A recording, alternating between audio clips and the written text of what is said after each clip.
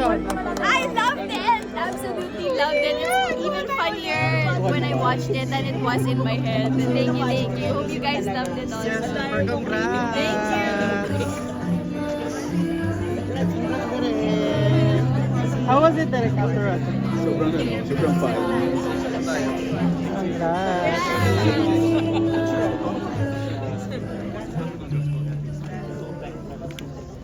Congrats, James, naman. Hello, kumusta? Galing naman. Kamusta? After watching pa. Medyo nabigla, pero it was good. It was actually really way better than I thought. But it was very entertaining. Congrats! Thank you.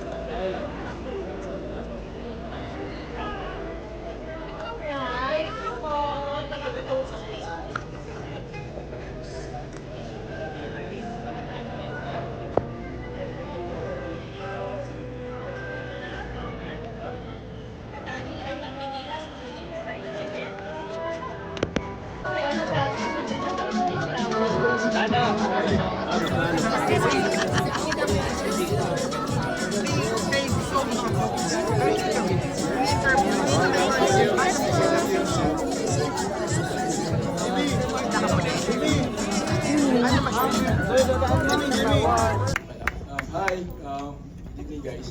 Thank you sa pagpunta sa premiere night namin. Pinitch ko tong concept na to 2018, 2019. Pinadirect first and direction. Nasuot ko yung script 2020. Sinut namin 2024 last year. Natapos kami this year lang. So, ganyan ako mabagal gumawa. Palitan na ako ng AI. Anyway, this is my first solo directorial film.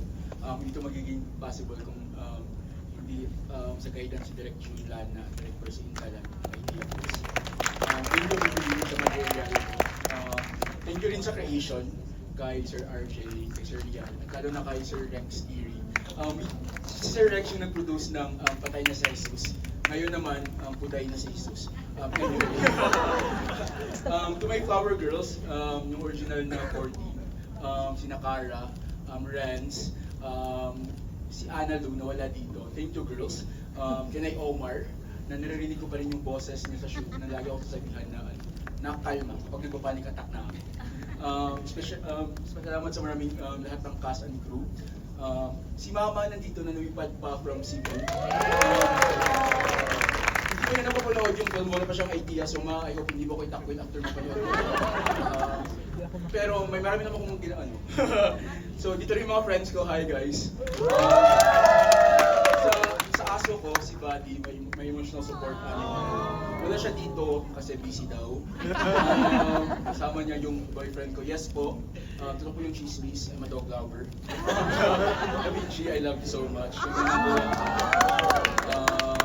Lagi kita naisip habang mga may problema. And you are the reason bakit ako andito. On that note, sa mga cute boys, Da Vinci and I are by the way open. So, we released Flower Girl tonight. Sa TikTok, if mag-video kayo ngayon, huwag din gawin yun. Anyway, I dedicate this film sa mga trans sisters na suffering discrimination, to my fellow queer, to LGBTQ, to all the women. Happy Pride. But I also dedicate this sa lahat ng homophobic and transphobic. Namely, joke. Joke as in JK Rowling. Sana mapanood nyo ito. May magpupulot kayo dito na aral. Kung magugustuhan nyo, please share sa social media. We need the word of mouth na post sa Instagram. Kung hindi nyo magustuhan, keep it to yourself. We are showing on June 18.